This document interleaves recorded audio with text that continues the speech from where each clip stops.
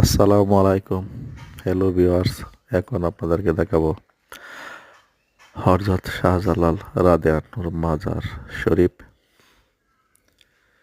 দেখেন ভিতরে হাজার হাজার কবুতর কাওয়ান দিয়ে রাখছে দান।